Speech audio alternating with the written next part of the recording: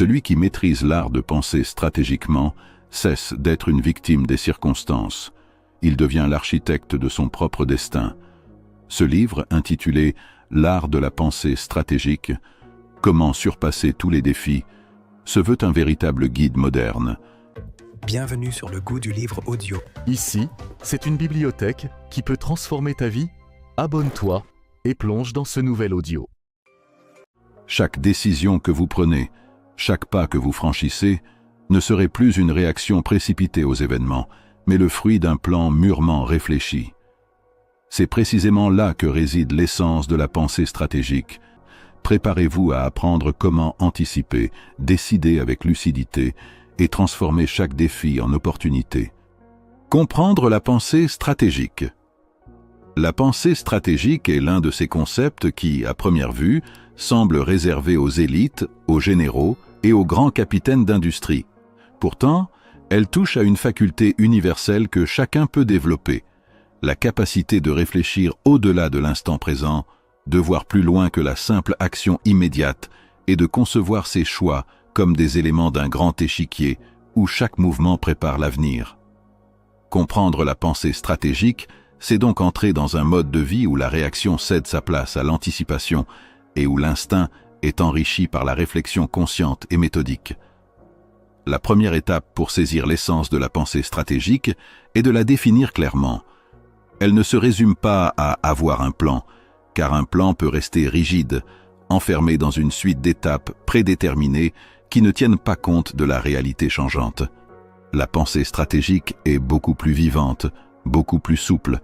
Elle consiste à observer son environnement, à identifier les schémas qui s'y dessinent, à anticiper les obstacles probables et à imaginer plusieurs réponses possibles, de manière à rester maître du jeu quelles que soient les circonstances. Penser stratégiquement, c'est donc accepter que le monde soit incertain, mais refuser d'être une proie passive des imprévus. C'est se préparer, non pas à une seule voie, mais à plusieurs scénarios, afin de toujours garder une longueur d'avance. Cette différence est fondamentale entre la simple réaction et l'anticipation. La réaction est le domaine de l'urgence. Lorsqu'un problème survient, celui qui vit dans le mode réactif n'a pas d'autre choix que de répondre avec ce qu'il a sous la main, souvent en se laissant guider par ses émotions. La peur, la colère, l'orgueil ou la panique dictent alors ses décisions. Ces choix improvisés, pris dans la précipitation, sont rarement optimaux et peuvent même aggraver la situation.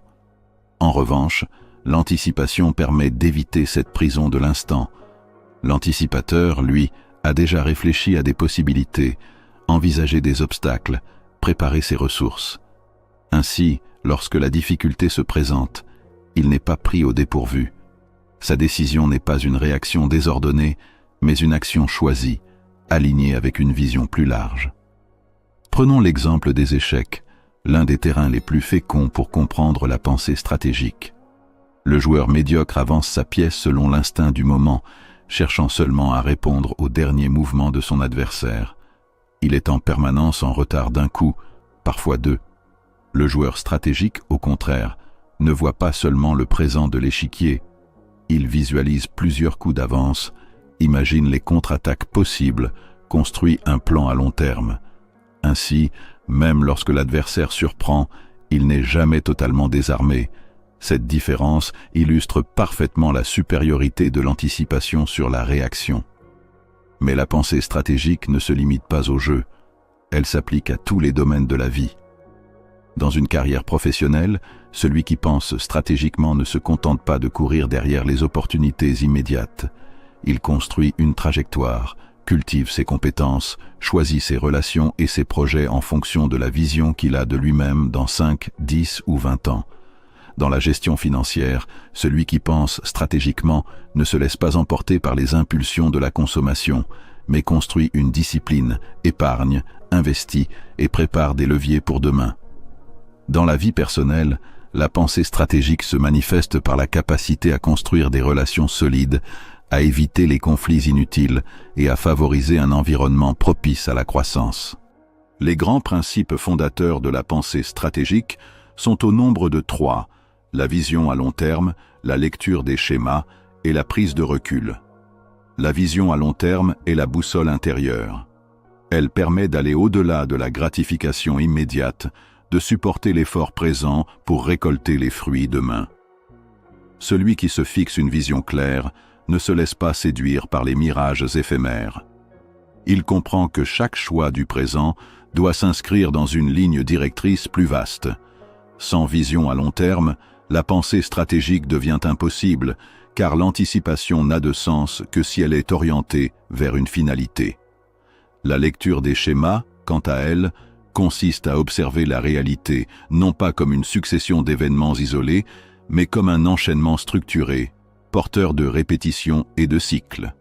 Dans le monde des affaires, dans la politique, dans les relations humaines, il existe toujours des dynamiques récurrentes. Celui qui sait les lire peut prévoir le déroulement des choses avec une précision surprenante. Lire les schémas, c'est voir ce que la majorité ne voit pas, c'est comprendre la logique derrière les apparences. Enfin, la prise de recul est le troisième pilier. Elle implique la capacité de ne pas se laisser absorber par l'émotion ou l'urgence. C'est l'art de se placer au-dessus de la mêlée, d'observer la situation dans sa globalité avant d'agir. La prise de recul permet de ne pas confondre l'arbre et la forêt, de ne pas gaspiller son énergie dans des détails insignifiants alors que l'essentiel se joue ailleurs. C'est cette distance mentale qui transforme l'individu en stratège. Comprendre la pensée stratégique, c'est donc entrer dans un état d'esprit où chaque action devient consciente, où chaque choix est relié à un horizon plus vaste.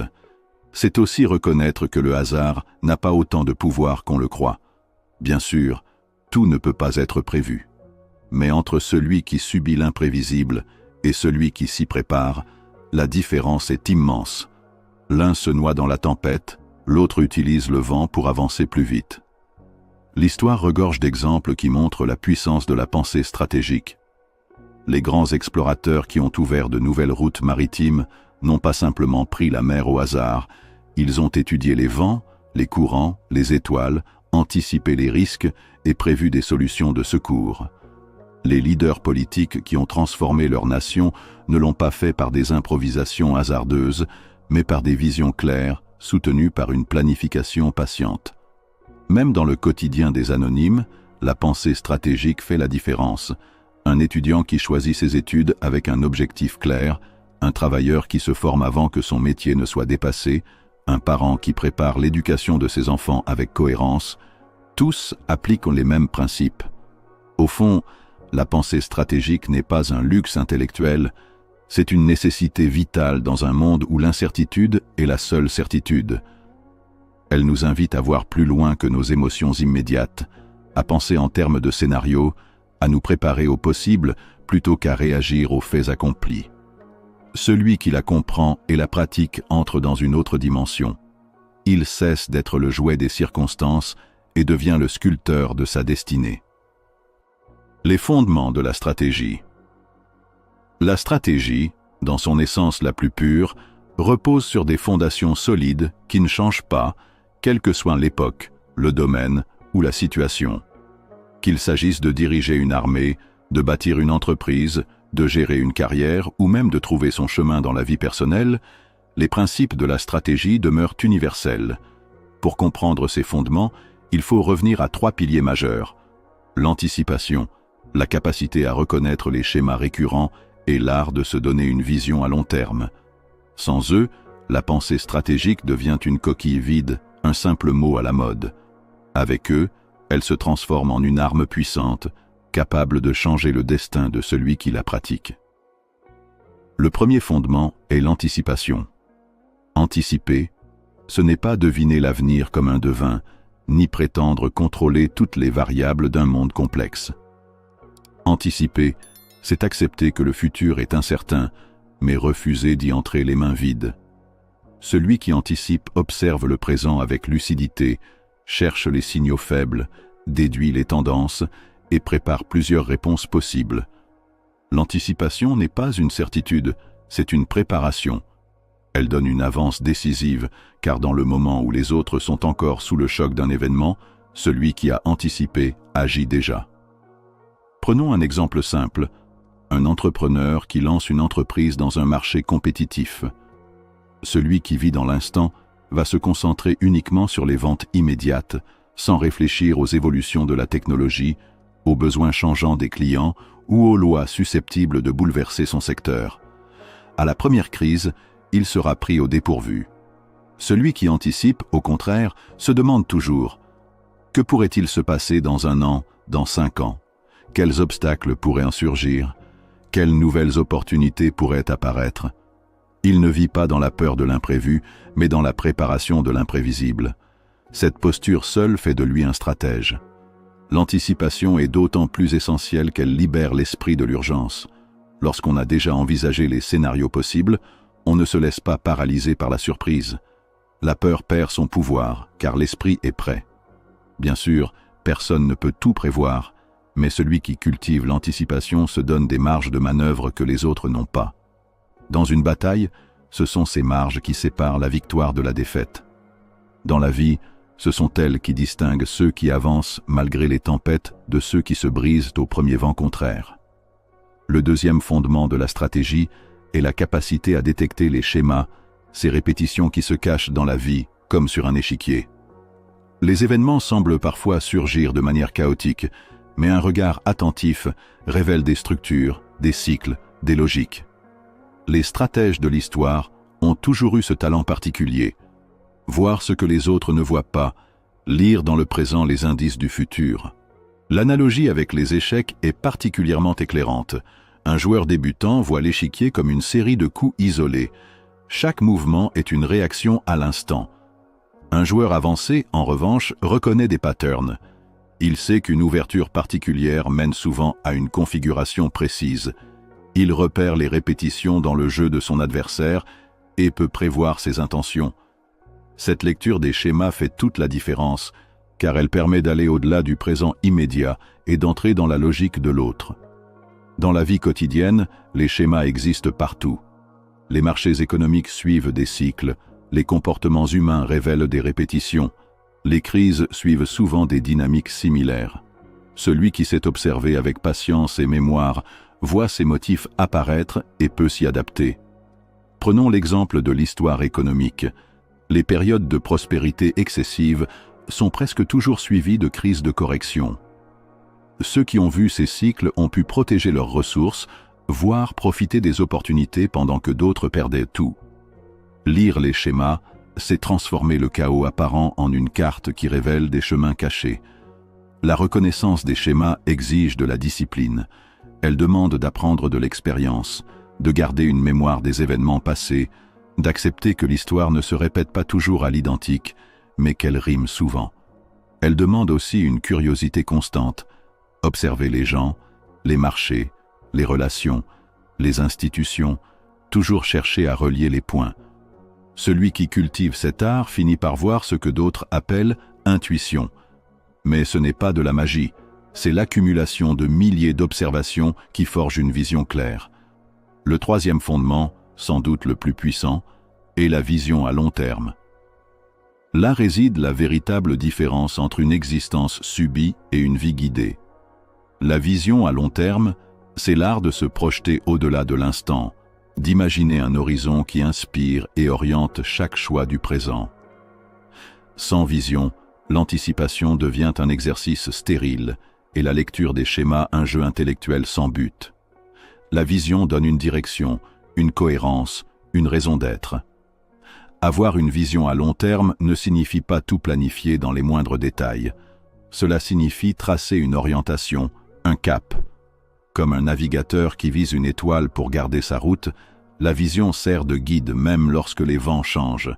Elle aide à distinguer l'essentiel de l'accessoire, à décider non pas en fonction de la facilité immédiate, mais en fonction de la destination finale.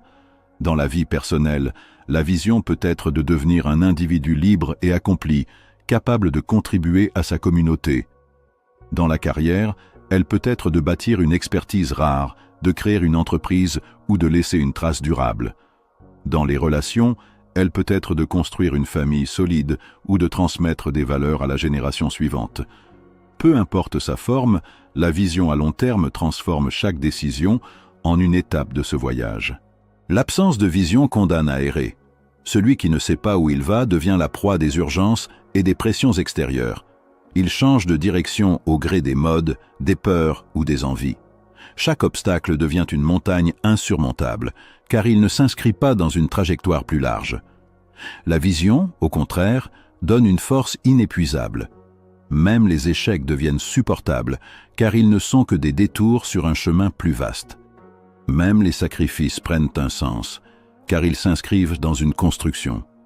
Lorsque l'on unit ces trois fondements, l'anticipation, la lecture des schémas et la vision à long terme, on entre dans l'univers authentique de la stratégie.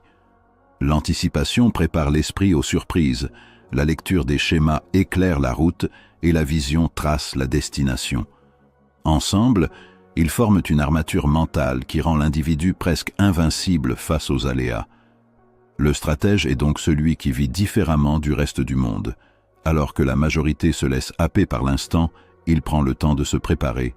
Alors que beaucoup voient dans le chaos, il perçoit des structures. Alors que d'autres se laissent dériver sans but, il avance vers son étoile intérieure. Cette posture ne se construit pas en un jour, mais elle se cultive par des exercices quotidiens. Se poser les bonnes questions, observer avec attention, relier les événements au lieu de les subir, définir et redéfinir sa vision personnelle. Il est fascinant de constater que ces fondements se retrouvent dans toutes les grandes réussites humaines. Les chefs militaires de l'Antiquité qui ont marqué l'histoire ne gagnaient pas seulement grâce à la force brute de leurs armées, mais grâce à leur anticipation des mouvements adverses, leur lecture des schémas de guerre et leur vision politique. Les entrepreneurs visionnaires qui ont changé l'économie moderne ont su détecter des tendances que personne d'autre ne voyait et ont investi avec un temps d'avance. Les penseurs et philosophes eux-mêmes, dans leur quête de vérité, n'ont fait qu'appliquer cette logique, anticiper les questions, reconnaître les motifs de l'existence et tracer une vision qui dépasse leur propre vie. En définitive, comprendre les fondements de la stratégie, c'est accepter que la vie est une partie qui se joue avec intelligence plutôt qu'avec instinct seul. C'est reconnaître que l'avenir n'appartient pas à ceux qui réagissent, mais à ceux qui se préparent. C'est comprendre que le monde n'est pas un chaos impénétrable, mais un livre de motifs qu'il faut apprendre à lire. Et surtout, c'est se donner une étoile à suivre, une vision qui élève chaque action et transforme l'existence en une œuvre cohérente. Développer la pensée critique. La pensée critique est l'outil invisible mais fondamental qui soutient toute véritable démarche stratégique. On pourrait croire que la stratégie n'est qu'une question de planification, de vision et d'anticipation, mais sans un esprit capable de discerner la vérité des illusions, de filtrer le réel à travers une analyse lucide, tous ces efforts ne deviennent que des châteaux de sable construits sur des croyances fragiles. C'est pourquoi, depuis les philosophes antiques jusqu'aux stratèges modernes, la pensée critique a toujours été considérée comme le cœur battant de l'intelligence stratégique. Elle ne consiste pas simplement à douter ou à critiquer, mais à cultiver une discipline de l'esprit qui refuse de se laisser aveugler par les apparences, les biais personnels ou les manipulations extérieures. Pourquoi est-elle aussi centrale ? Parce que le monde dans lequel nous vivons est saturé de signaux contradictoires, d'opinions bruyantes, de fausses informations et d'émotions collectives qui déforment la réalité. Si l'on se contente d'observer la surface des choses, on se laisse rapidement entraîner dans des directions erronées. L'histoire est remplie de chefs, de dirigeants et de penseurs qui ont échoué non pas faute d'intelligence, mais faute de lucidité.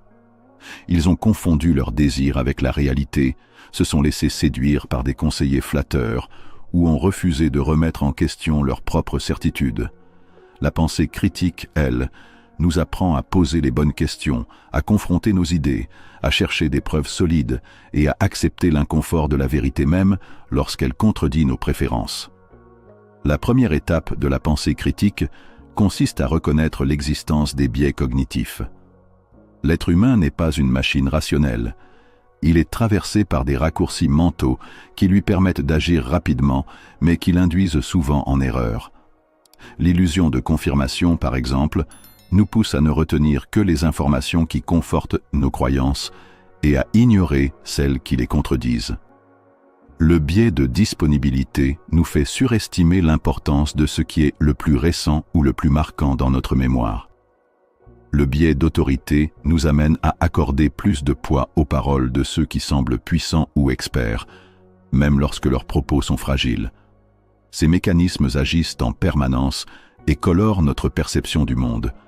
Si nous n'en avons pas conscience, ils deviennent des chaînes invisibles qui nous maintiennent dans une vision limitée et dangereuse. Développer la pensée critique, c'est donc commencer par ce travail intérieur. Accepter que notre esprit nous trompe, que notre première impression n'est pas toujours la bonne, que notre certitude est parfois une illusion.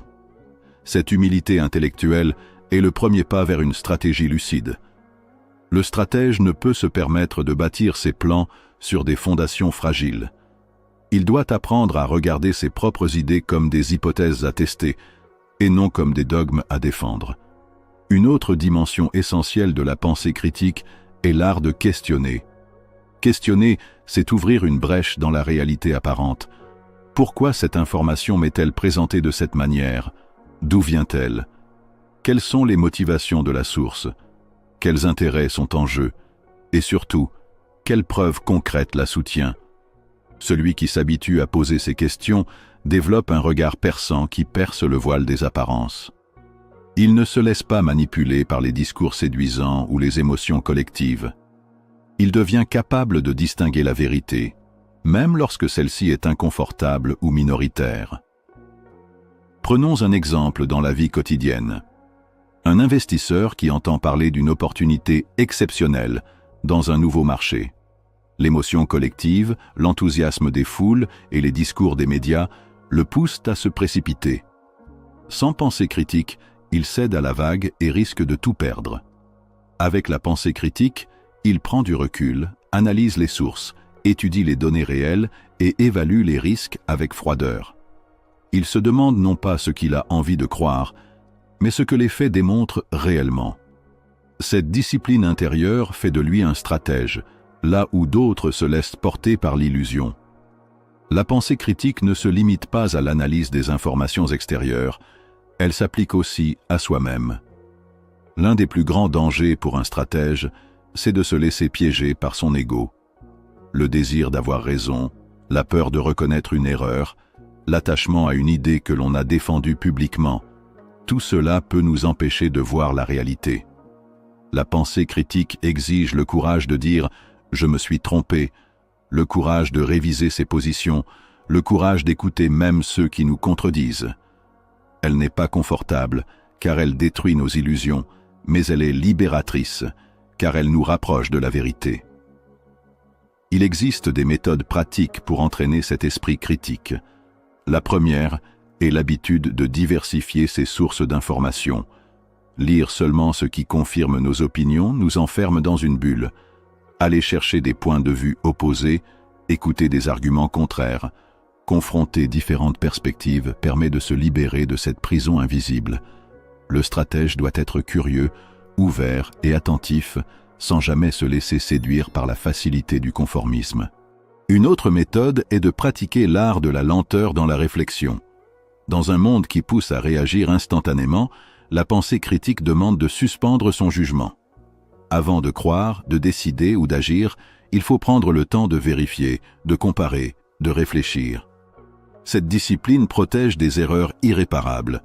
Elle n'empêche pas l'action, mais elle la rend plus sûre. Les grands stratèges de l'histoire ont toujours été capables de cette patience. Observer longuement avant de frapper vite et juste. La pensée critique s'exerce aussi par des techniques simples, comme le questionnement systématique de ses propres idées.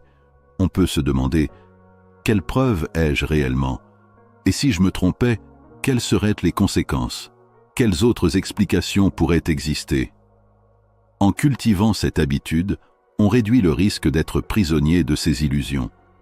L'un des aspects les plus fascinants de la pensée critique est qu'elle ne détruit pas l'intuition, mais au contraire la renforce. Beaucoup croient que pensée critique et intuition s'opposent. En réalité, elles se complètent. L'intuition est cette perception rapide qui naît de l'expérience accumulée. Mais sans pensée critique, elle peut être faussée par nos biais. Avec elle, l'intuition devient plus fine, plus juste. car elle s'appuie sur un esprit entraîné à distinguer l'essentiel du superflu. La pensée critique est aussi une arme contre les manipulations. Dans un monde saturé de propagande, de publicité et de discours séduisants, celui qui n'a pas développé cette faculté devient la proie des autres. Il se laisse guider par les émotions collectives, par les slogans, par les images soigneusement construites. Celui qui pense de manière critique, au contraire, voit derrière le rideau. Il perçoit les intentions cachées, les intérêts dissimulés. Cette lucidité le rend plus libre, car il ne se laisse pas dominer par des forces extérieures. La lucidité n'est cependant pas synonyme de cynisme. Développer la pensée critique ne veut pas dire rejeter tout, ni vivre dans la méfiance constante. Cela signifie seulement choisir avec discernement, croire avec prudence, agir avec conscience.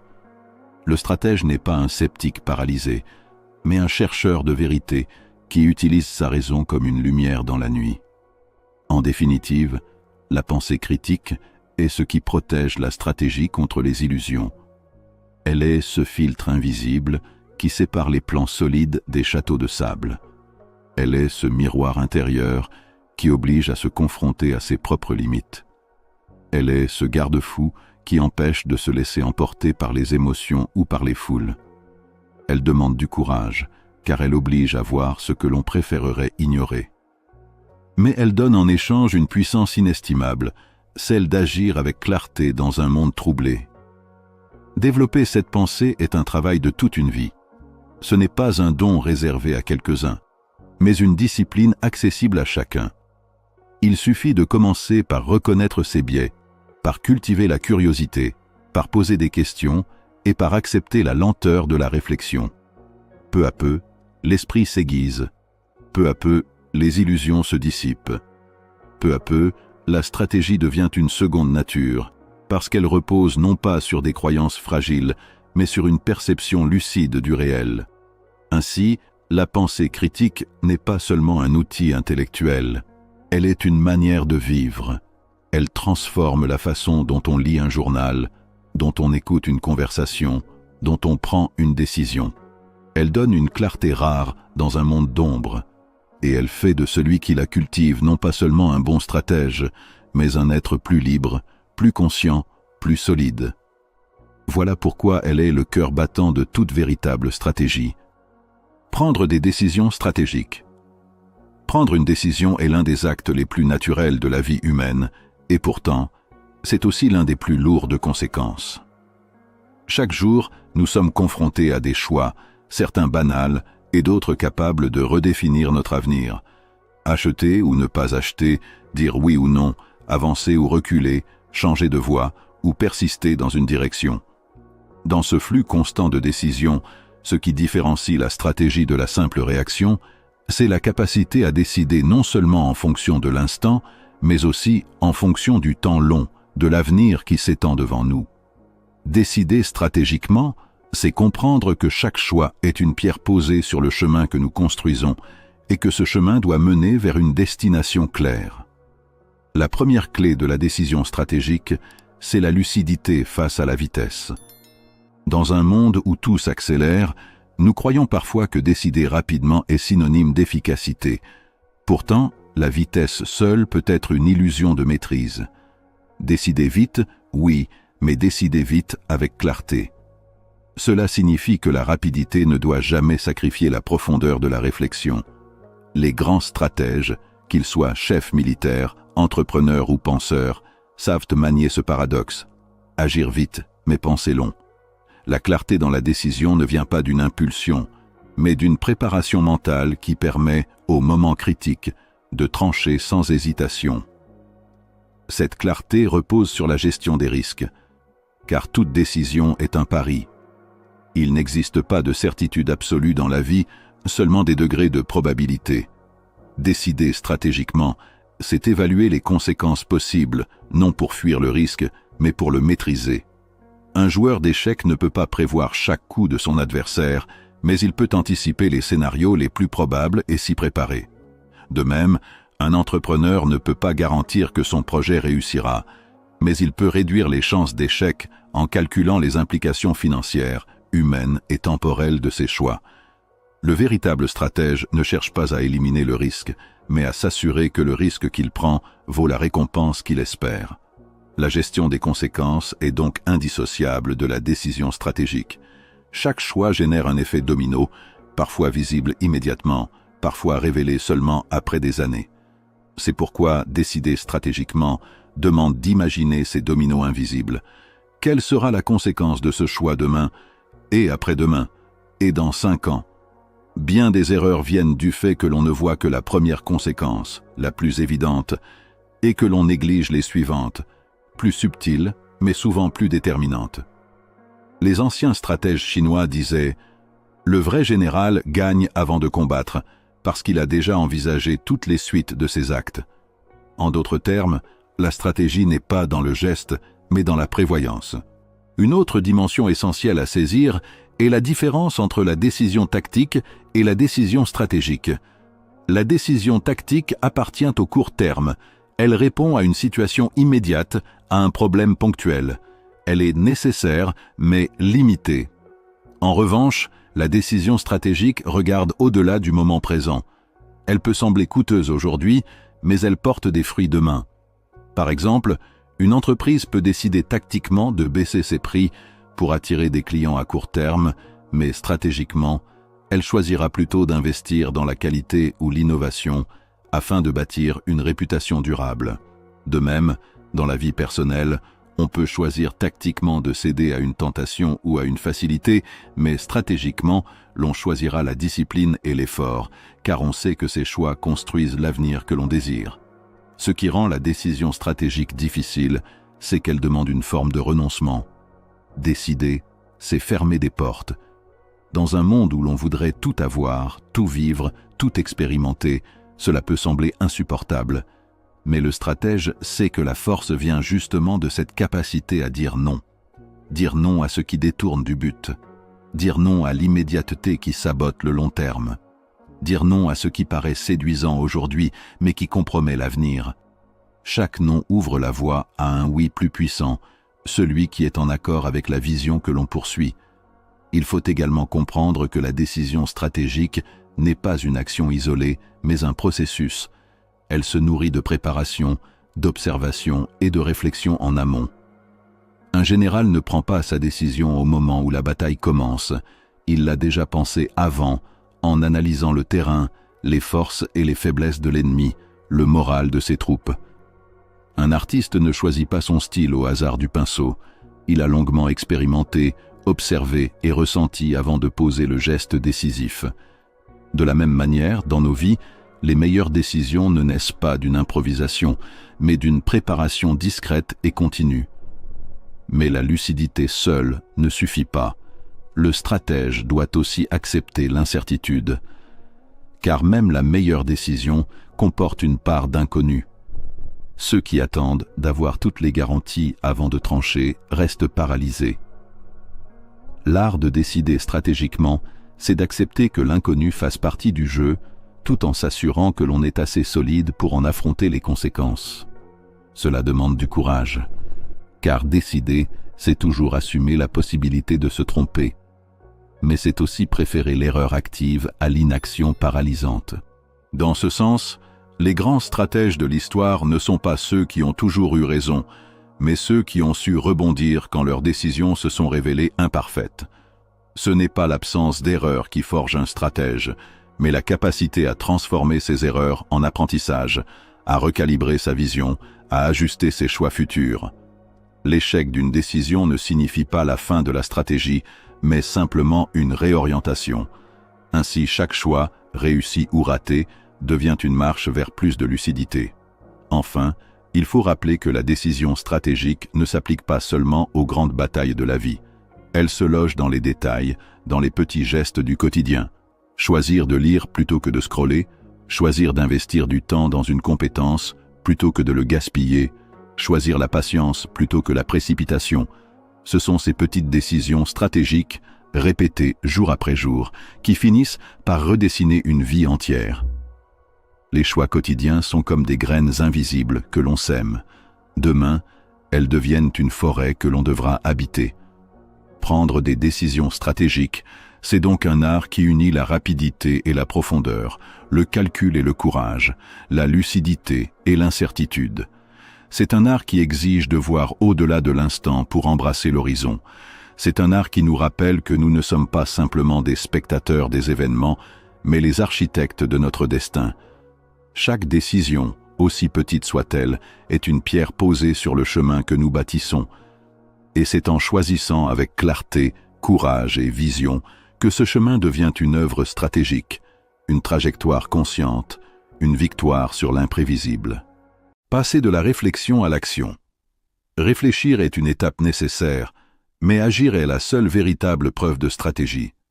La pensée stratégique n'a de valeur que lorsqu'elle descend du royaume des idées pour s'incarner dans le concret, dans les gestes, dans la réalité vécue. Pourtant, beaucoup se perdent dans la préparation, dans les rêves bien dessinés, dans les plans soigneusement élaborés, sans jamais franchir le seuil qui mène à l'action. On appelle cela la procrastination, mais en vérité, il s'agit souvent d'une peur maquillée, peur de l'échec, peur de l'inconnu, peur de ne pas être à la hauteur de ses propres ambitions. Passer de la réflexion à l'action, c'est précisément apprendre à traverser ce seuil, à dompter la peur et à transformer la vision en mouvement. Le paradoxe de l'action est que la plupart des gens savent ce qu'ils doivent faire, mais ne le font pas. Le problème n'est pas l'ignorance, mais le passage à l'acte. Nous vivons dans un monde saturé d'informations, de méthodes et de conseils, mais cette abondance nourrit parfois l'illusion du progrès. Lire un livre sur la stratégie, écouter un podcast sur la discipline ou dessiner un plan détaillé peut donner l'impression d'avancer, alors qu'en réalité, rien n'a changé tant que l'on n'a pas posé une seule action concrète. Le stratège, lui, comprend que l'information n'est qu'un outil et que la vraie bataille se gagne dans l'exécution. Exécuter sans procrastiner demande d'abord un changement de regard sur l'action elle-même. Beaucoup attendent que toutes les conditions soient réunies, que la peur disparaisse, que la confiance se manifeste d'elle-même. Mais cette attente est un piège. Ni les conditions parfaites, ni l'absence de peur, ni la confiance spontanée n'existent. La confiance se forge dans l'action, et non avant elle. Le courage n'est pas l'absence de peur, mais la décision d'avancer malgré elle. Chaque fois que l'on agit, même par un petit geste, la peur diminue et la confiance grandit. C'est ainsi que l'exécution se nourrit d'elle-même, qu'elle devient un cercle vertueux où l'action appelle l'action. Passer de la réflexion à l'action exige aussi de comprendre que les plans les plus brillants n'ont aucun poids s'ils ne sont pas traduits en tâches claires, mesurables et réalisables. Un objectif vague comme « devenir meilleur » ou « réussir dans la vie » est une promesse vide, une réflexion sans ancrage. La véritable stratégie découpe les grandes visions en petites étapes concrètes. Vouloir construire une cathédrale commence par poser une première pierre.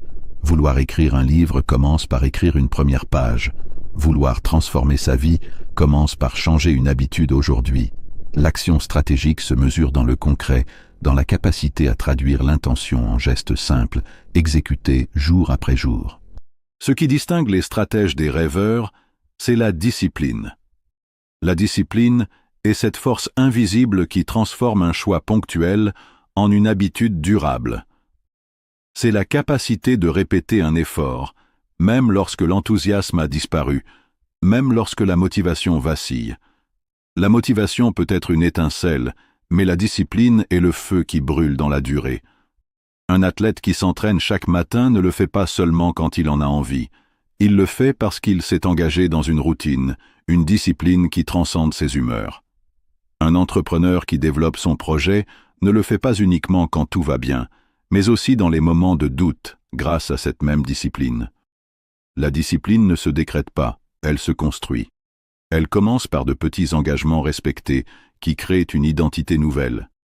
Chaque fois que l'on tient une promesse envers soi-même, on nourrit cette identité de discipline. À force de répéter, la discipline devient une seconde nature. Alors l'action ne demande plus un effort héroïque, elle devient naturelle, presque automatique. Le stratège, dans ce sens, n'est pas celui qui agit par impulsion, mais celui qui s'est forgé un cadre intérieur qui rend l'action inévitable. Mais exécuter un plan ne consiste pas seulement à agir, il faut aussi suivre, ajuster et persévérer. Beaucoup commencent avec ardeur, mais abandonnent au premier obstacle. L'action stratégique suppose une vigilance constante, suivre ses progrès, mesurer ses résultats, analyser ses erreurs et ajuster son chemin. C'est ce suivi qui transforme l'action en apprentissage et l'apprentissage en réussite durable. Sans suivi, même les meilleures actions s'évaporent dans le vide, faute de cohérence. Avec le suivi, chaque geste devient une brique solide dans l'édifice du projet. Il faut également reconnaître que l'action appelle des sacrifices. On ne peut pas tout faire à la fois. Passer de la réflexion à l'action signifie parfois abandonner certaines idées séduisantes, certains conforts immédiats, pour concentrer son énergie sur l'essentiel. L'action stratégique n'est pas dispersée, elle est focalisée. Celui qui veut tout entreprendre finit souvent par n'accomplir rien de significatif. Le stratège, au contraire, choisit ses batailles, concentre ses efforts et refuse la dispersion. C'est cette concentration qui rend ses actions puissantes et efficaces. La procrastination trouve souvent ses racines dans la peur de l'échec, mais aussi dans la peur du succès. Échouer est douloureux, mais réussir peut l'être tout autant, car le succès entraîne des responsabilités, des attentes, et parfois la perte du confort familier. Passer de la réflexion à l'action demande donc une acceptation profonde, accepter l'échec comme un maître et accepter le succès comme un poids à porter. Le stratège embrasse ces deux réalités et avance malgré elles, car il sait que l'inaction est le plus grand des échecs. Dans l'histoire, les grandes victoires appartiennent toujours à ceux qui ont osé exécuter, même imparfaitement. Christophe Colomb n'avait pas toutes les cartes, mais il a pris la mer. Les pionniers de la science n'avaient pas toutes les réponses, mais ils ont expérimenté. Les leaders de révolution n'avaient pas toutes les garanties, mais ils ont agi. L'histoire ne se souvient pas de ceux qui ont seulement pensé, mais de ceux qui ont pensé puis agi. C'est cette union de la réflexion et de l'exécution qui forge la trace durable des stratèges. L'action n'est pas seulement un acte extérieur, elle est aussi une transformation intérieure. Chaque fois que l'on exécute une décision, on renforce une identité de force, de courage, de cohérence. À l'inverse, chaque fois que l'on recule devant l'action, on fragilise cette identité. Passer de la réflexion à l'action, c'est donc sculpter son propre caractère, devenir la personne qui ne se contente pas de rêver, mais qui ose bâtir. Enfin, il est crucial de rappeler que l'action stratégique ne se fait pas en solitaire. Elle s'appuie sur des réseaux, sur des alliés, sur des collaborations. Exécuter un plan peut demander de déléguer, de s'entourer, d'apprendre des autres. Celui qui agit seul peut avancer vite, mais celui qui agit avec d'autres avance loin. Transformer une vision en réalité est souvent un effort collectif, et le stratège sait reconnaître la valeur des alliances pour renforcer son action. Ainsi, passer de la réflexion à l'action est l'étape décisive où la stratégie cesse d'être un concept abstrait pour devenir une force vivante. C'est l'art de surmonter la procrastination par le courage, de transformer les plans en gestes concrets, d'entretenir la discipline pour durer et de suivre ses pas pour progresser. C'est comprendre que l'action, même imparfaite, vaut mieux que l'inaction parfaite. Car au fond, le monde appartient à ceux qui osent, à ceux qui transforment leurs pensées en œuvres visibles, à ceux qui choisissent de bâtir plutôt que d'attendre. L'adaptabilité dans un monde changeant. L'histoire humaine est jalonnée de bouleversements inattendus, de crises soudaines et de mutations qui redessinent les contours de la réalité. Dans ce flux incessant de transformation, une qualité a toujours distingué les grands stratèges des esprits ordinaires, l'adaptabilité.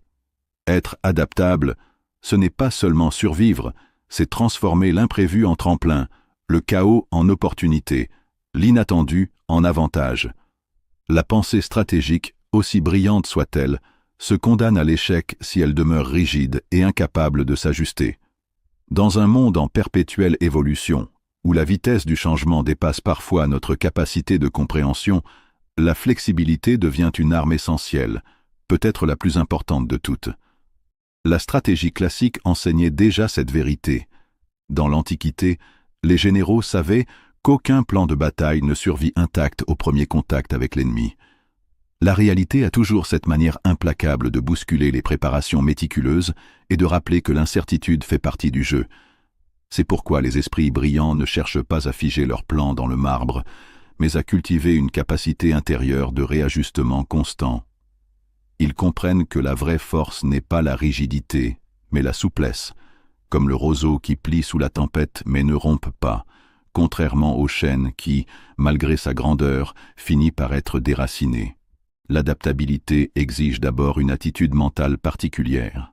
Celui qui s'attache trop à ses habitudes, à ses certitudes et à ses schémas figés s'expose inévitablement à être dépassé.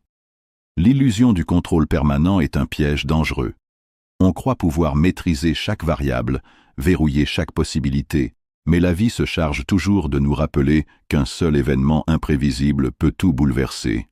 L'esprit stratégique refuse donc de s'enfermer dans des plans rigides.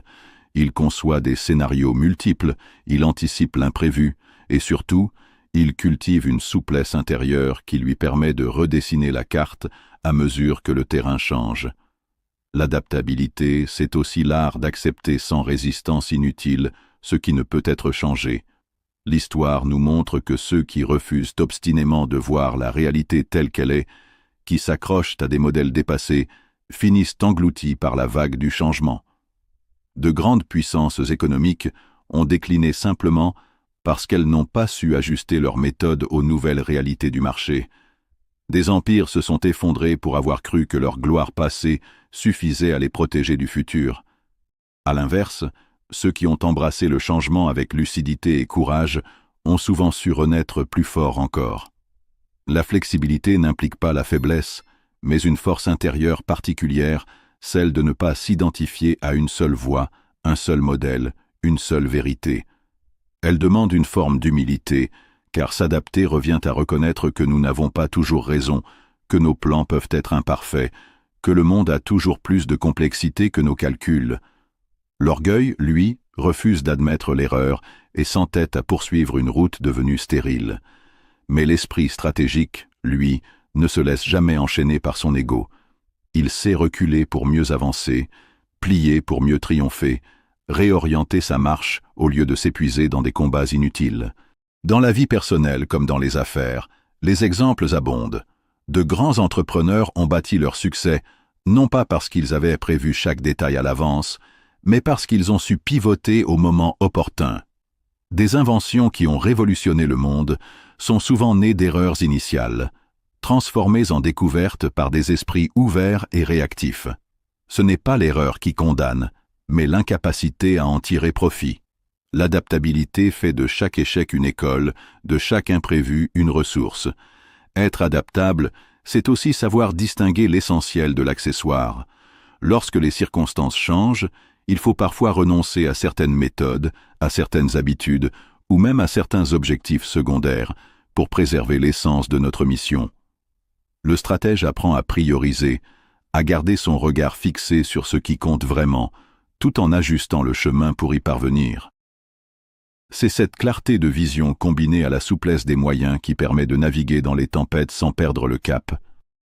Un autre aspect de l'adaptabilité réside dans la rapidité d'exécution. Le monde change vite, et celui qui tarde à réagir se retrouve dépassé. Le stratège agile n'attend pas que tout soit parfaitement clair pour agir. Il ajuste ses décisions en temps réel, il avance par itération, il teste, il rectifie. Sa force n'est pas de tout savoir à l'avance, mais de savoir apprendre plus vite que les autres, et de réagir avec une fluidité qui déstabilise ceux qui restent figés. La flexibilité stratégique exige également une forme de calme intérieur, car pour s'adapter, il faut être capable de regarder lucidement la situation sans se laisser emporter par la panique ou la frustration. L'esprit agité, prisonnier de ses émotions, s'accroche à ses habitudes comme à une bouée. L'esprit serein, lui, sait que chaque transformation, aussi brutale soit-elle, cache une opportunité d'évolution. Il conserve sa maîtrise, observe avec clarté et trouve dans le mouvement même du monde la source de sa force. L'adaptabilité n'est donc pas seulement une technique, c'est un état d'esprit, presque une philosophie.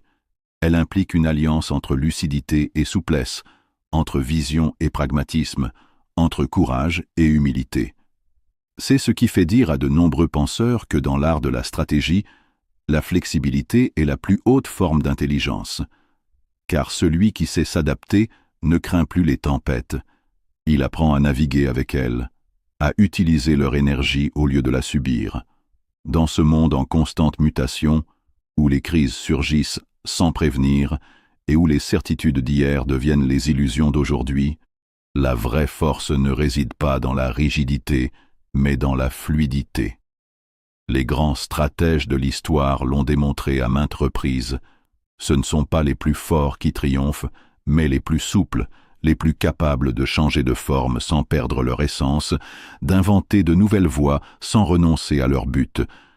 L'adaptabilité est ainsi l'arme secrète de ceux qui veulent non seulement survivre, mais prospérer, transformer chaque tournant inattendu en chemin vers une victoire nouvelle. Influence et persuasion stratégique. La stratégie ne se limite pas au calcul froid, aux plans soigneusement alignés et aux décisions rationnelles. Elle prend toute sa dimension lorsqu'elle interagit avec les êtres humains, avec leurs émotions, leurs désirs, leurs peurs et leurs aspirations. L'influence et la persuasion constituent alors des armes invisibles mais redoutables, capables de transformer une idée isolée en un mouvement collectif, un projet fragile en une réalité solide, une vision personnelle en une œuvre universelle. Dans un monde où la communication est devenue instantanée et où les opinions se forment en un clic, comprendre et maîtriser l'art de l'influence stratégique est non seulement un avantage, mais une nécessité vitale. À travers l'histoire, les grands stratèges ne se sont jamais contentés de décider pour eux-mêmes. Ils ont su rallier les autres à leur cause. Alexandre le Grand n'aurait pas conquis le monde connu s'il n'avait pas inspiré ses soldats à marcher des milliers de kilomètres loin de leur terre natale. Nelson Mandela n'aurait pas transformé la lutte contre l'apartheid en victoire sans sa capacité à parler au cœur de ses adversaires autant qu'à celui de son peuple. Steve Jobs n'aurait pas révolutionné la technologie sans sa faculté à enflammer l'imagination du grand public. La stratégie, sans influence, reste lettre morte. Avec l'influence, elle devient un mouvement capable de changer la trajectoire du monde. Mais qu'est-ce qu'influencer réellement ? Ce n'est pas manipuler, ni tromper, ni imposer sa volonté par la force. L'influence stratégique se distingue par son ancrage dans la légitimité et la vision. Elle commence par une clarté intérieure, savoir ce que l'on veut, pourquoi on le veut, et comment cela sert non seulement nos propres intérêts, mais aussi ceux des autres. C'est en reliant une cause personnelle à une cause collective que l'on touche les cœurs et que l'on rallie les esprits. L'influence, dans sa dimension stratégique, repose sur la compréhension profonde des besoins humains. Chaque être humain cherche, consciemment ou inconsciemment, trois choses: la sécurité, la reconnaissance et un sens à sa vie. Celui qui sait parler à ces trois dimensions détient une puissance d'attraction immense. Offrir la sécurité, c'est montrer que votre projet, votre vision ou votre décision réduira les incertitudes et apportera un avenir plus stable. Offrir la reconnaissance, c'est valoriser chaque individu, lui donner une place unique et un rôle essentiel dans l'aventure collective. Offrir du sens, enfin, c'est donner aux actions une portée qui dépasse l'individu et s'inscrit dans quelque chose de plus grand que lui. La persuasion, elle, va plus loin encore. Elle n'est pas seulement l'art de convaincre, mais l'art de faire ressentir. On peut gagner un débat par la logique, mais on ne rallie les foules que par l'émotion. Les stratèges qui ont marqué l'histoire ont toujours compris que les arguments rationnels ne suffisaient pas. Churchill, dans ses discours de guerre, ne se contentait pas d'énumérer les raisons de résister. Il peignait une image vive, presque poétique, d'un peuple debout, indomptable, prêt à défendre sa liberté à tout prix. Martin Luther King, dans son fameux « I have a dream », n'a pas seulement parlé d'égalité devant la loi, il a fait vibrer les âmes avec une vision d'un avenir où les enfants noirs et blancs joueraient ensemble, dans un monde débarrassé des chaînes de la haine. La persuasion stratégique ne consiste pas à écraser les objections, mais à transformer la perception. Un bon stratège ne cherche pas à vaincre l'autre dans une discussion, mais à l'emmener avec lui sur un terrain commun. Cela exige de l'écoute, une écoute réelle, patiente, qui permet de comprendre les peurs, les résistances, les attentes de l'autre. C'est en reformulant ces craintes et en montrant qu'elles sont prises en compte que l'on peut ensuite les dissoudre. Dans la pratique, l'influence et la persuasion exigent des compétences multiples. La maîtrise des récits, la force des symboles, l'usage précis du langage et la cohérence entre les paroles et les actes. Le récit est la structure invisible qui donne forme aux idées. Une vision sans récit reste abstraite. Un récit bien construit transforme cette vision en aventure dans laquelle chacun veut jouer un rôle. Les symboles, eux, condensent en une image ce qu'il serait trop long d'expliquer avec des mots. Le drapeau, l'emblème, la métaphore puissante sont autant de catalyseurs d'émotion et de cohésion. Quant au langage, il agit comme un scalpel. Il peut blesser ou guérir, diviser ou unir, éteindre ou rallumer une flamme intérieure. Enfin, la cohérence est ce qui donne à l'influence sa crédibilité ultime, sans alignement entre ce que l'on dit et ce que l'on fait. Toute persuasion s'effondre comme un château de sable. Un leader stratégique sait aussi que l'influence ne se mesure pas seulement à court terme. Ce n'est pas un feu de paille destiné à séduire momentanément. C'est une construction patiente qui demande constance et authenticité. Chaque geste, chaque parole, chaque décision vient renforcer ou affaiblir le capital de confiance que l'on détient auprès des autres. Plus ce capital est solide, plus les moments de persuasion deviennent naturels, presque inévitables. L'art de rallier les autres à sa vision implique enfin une dimension essentielle, le courage. Car proposer une vision nouvelle, inviter d'autres à y croire et à s'y engager, c'est toujours se heurter à la résistance, aux critiques, parfois même au ridicule. Ceux qui influencent vraiment ne sont pas ceux qui cherchent à plaire, mais ceux qui osent incarner leurs convictions même face à l'opposition.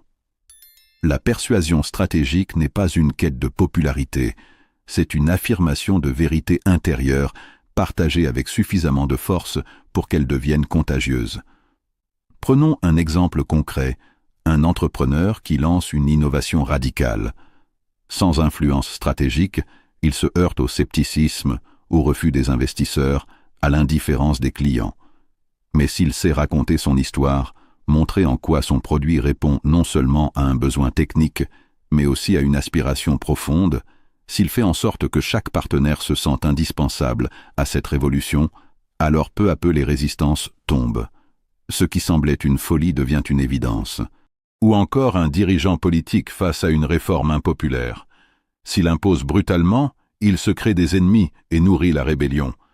Mais s'il explique, s'il écoute, s'il admet les peurs tout en traçant une vision claire et inspirante de l'avenir, il transforme l'opposition en adhésion.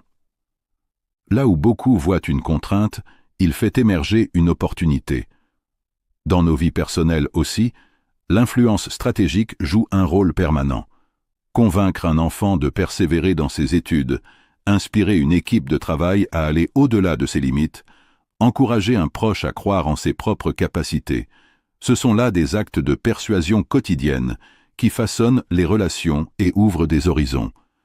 La clé n'est jamais dans la domination, mais dans l'inspiration.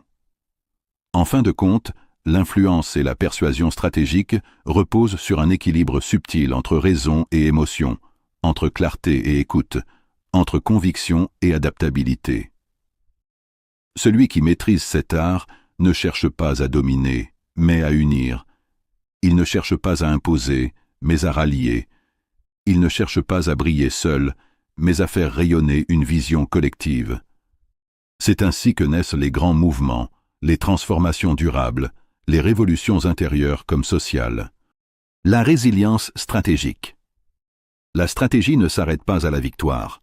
Elle se joue aussi dans la défaite, dans ces moments où les plans les mieux conçus se heurtent à la réalité imprévisible.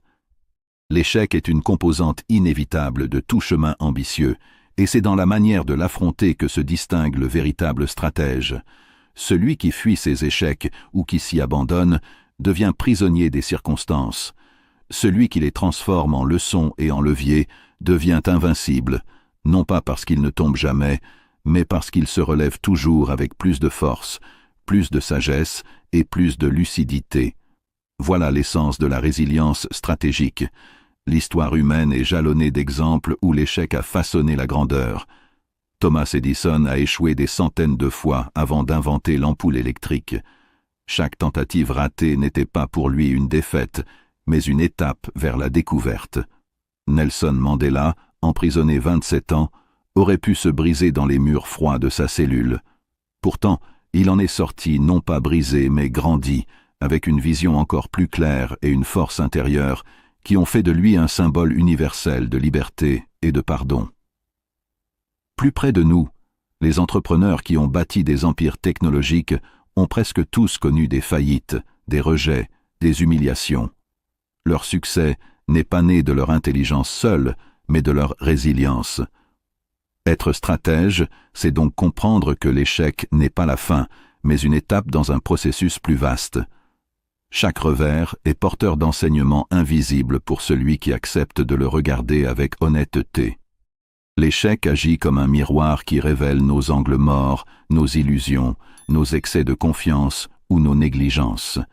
Mais ce miroir, loin d'être une condamnation, est un guide pour ajuster, affiner, réorienter. Le stratège qui pratique la résilience transforme ses cicatrices en cartes de navigation. La résilience stratégique ne se réduit pas à la patience ou à la persévérance. Elle est une alchimie intérieure entre endurance, adaptation et vision. Endurance, car il faut la force d'avancer quand tout semble s'écrouler. Adaptation, car il faut la souplesse de changer de méthode sans perdre de vue le but. Vision, enfin, car sans une étoile fixe au loin, la résilience s'épuise dans l'errance. Celui qui endure sans vision s'use, celui qui endure avec vision se renforce. La résilience s'incarne aussi dans le rapport au temps. Un échec, pris isolément, paraît immense. Mais replacé dans la durée, il devient une simple étape d'un parcours. Les grands stratèges savent élargir leur horizon temporel. Ils refusent de se définir par un échec ponctuel. Ils savent que la vie est un jeu de longues parties et qu'une défaite aujourd'hui peut préparer une victoire demain. C'est cette capacité à relativiser, à respirer au milieu de la tempête, qui empêche l'échec de devenir une prison. Il existe une autre dimension de la résilience stratégique, la capacité à trouver du sens dans la douleur. Les obstacles, les épreuves, les échecs ne sont pas seulement des accidents à corriger. Ils sont des occasions de croissance, des révélateurs de profondeur. Sans eux, nous restons en surface. Avec eux, nous découvrons notre véritable force. Les stratèges qui inspirent ne sont pas ceux qui ont toujours gagné, mais ceux qui ont souffert, qui ont échoué et qui ont su transformer ces expériences en source de lumière pour eux-mêmes et pour les autres. Dans la pratique quotidienne, développer la résilience stratégique exige plusieurs attitudes. La première est l'acceptation lucide, reconnaître l'échec sans s'enliser dans le déni. La seconde est l'analyse, comprendre ce qui n'a pas fonctionné et pourquoi. La troisième est l'ajustement, décider de ce qu'il faut changer, améliorer, abandonner ou renforcer. Enfin, la quatrième est la projection, reprendre la marche vers l'avenir avec une confiance renouvelée. Chacune de ces étapes est essentielle, et ensemble elles transforment la défaite en tremplin. Un exemple frappant nous vient du monde de l'entreprise. Howard Schultz, le fondateur de Starbucks. Son rêve de café mondial a été rejeté par des dizaines d'investisseurs, mais il n'a jamais abandonné. Chaque refus l'a poussé à perfectionner son discours, à affiner sa vision, jusqu'à ce qu'enfin un groupe croie en lui. Ce n'est pas le café qui a changé, c'est sa résilience qui a transformé l'impossible en réalité. La résilience stratégique est donc plus qu'une qualité personnelle, c'est une arme. Elle donne au stratège une supériorité invisible sur ses adversaires, car face à un homme ou une femme qui ne renonce jamais, les obstacles deviennent impuissants, les attaques perdent leur force, les revers ne font que retarder l'inévitable réussite. La résilience rend invulnérable non pas parce qu'elle empêche de souffrir, mais parce qu'elle donne la certitude que la souffrance ne sera jamais le dernier mot. Après ce voyage à travers les principes de la pensée stratégique, il est temps de rassembler les fils. Nous avons vu que tout commence par une vision, cette image intérieure qui éclaire le chemin et donne un sens aux efforts. Nous avons compris l'importance de l'anticipation, cet art de voir plus loin que l'événement immédiat. Nous avons exploré la pensée critique, arme précieuse pour discerner les illusions et accéder à la lucidité.